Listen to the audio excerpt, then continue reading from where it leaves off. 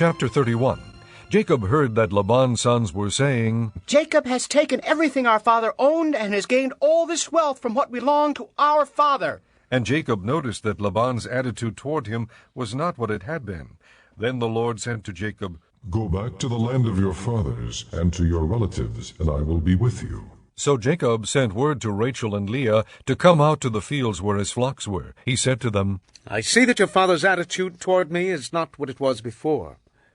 But the God of my father has been with me. You know that I've worked for your father with all my strength. Yet your father has cheated me by changing my wages 10 times. However, God has not allowed him to harm me. If he said the speckled ones will be your wages, then all the flocks gave birth to speckled young.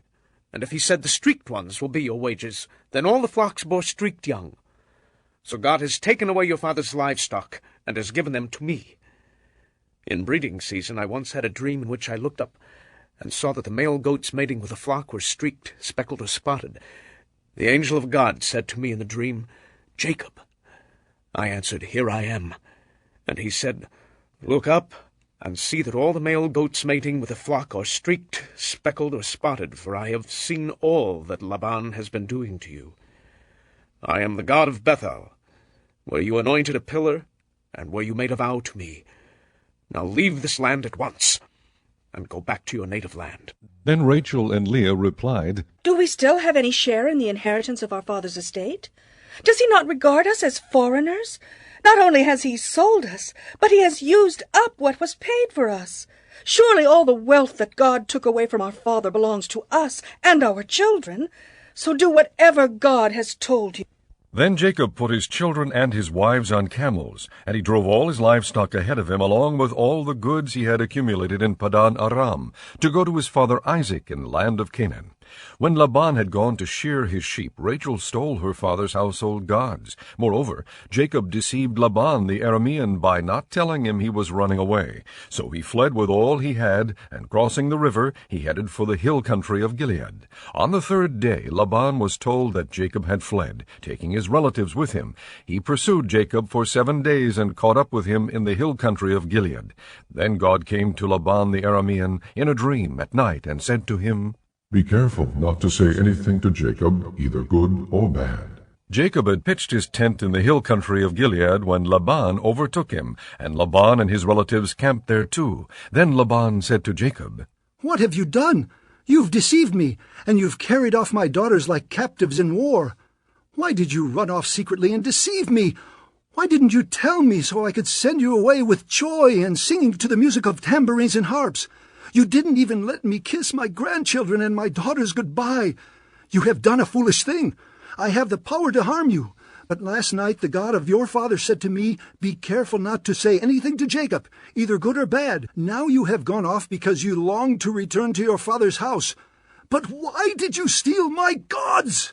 Jacob answered Laban, I was afraid because I thought you would take your daughters away from me by force. But if you find anyone who has your gods, he shall not live. In the presence of our relatives, see for yourself whether there is anything of yours here with me, and if so, take it. Now Jacob did not know that Rachel had stolen the gods.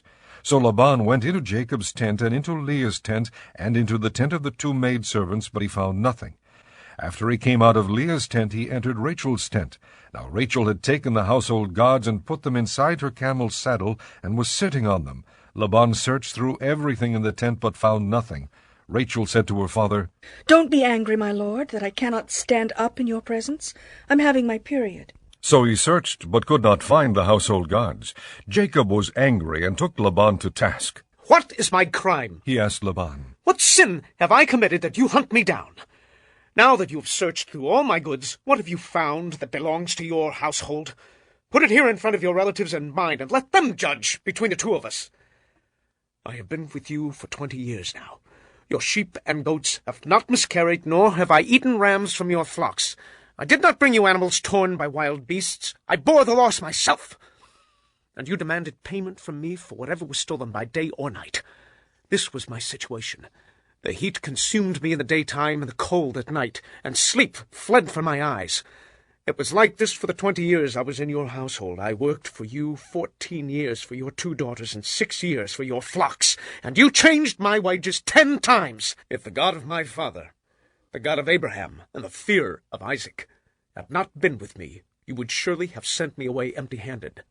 But God has seen my hardship and the toil of my hands, and last night he rebuked you. Laban answered Jacob, The women are my daughters, the children are my children, and the flocks are my flocks. All you see is mine. Yet what can I do today about these daughters of mine, or about the children they have borne? Come now, let's make a covenant, you and I, and let it serve as a witness between us. So Jacob took a stone and set it up as a pillar. He said to his relatives, Gather some stones. So they took stones and piled them in a heap, and they ate there by the heap. Laban called it Jegar Sahadulha, and Jacob called it Galeed. Laban said, This heap is witness between you and me today. That is why it is called Galeed. It was also called Mizpah, because he said, May the Lord keep watch between you and me when we are away from each other. If you mistreat my daughters, or if you take any wives besides my daughters, even though no one is with us, remember that God is a witness between you and me. Laban also said to Jacob, Here is this heap, and here is this pillar I have set up between you and me. This heap is a witness, and this pillar is a witness, that I will not go past this heap to your side to harm you, and that you will not go past this heap and pillar to my side to harm me. May the God of Abraham and the God of Nahor, the God of their father, judge between us. So Jacob took an oath in the name of the fear of his father Isaac. He offered a sacrifice there in the hill country, and invited his relatives to a meal. After they had eaten, they spent the night there.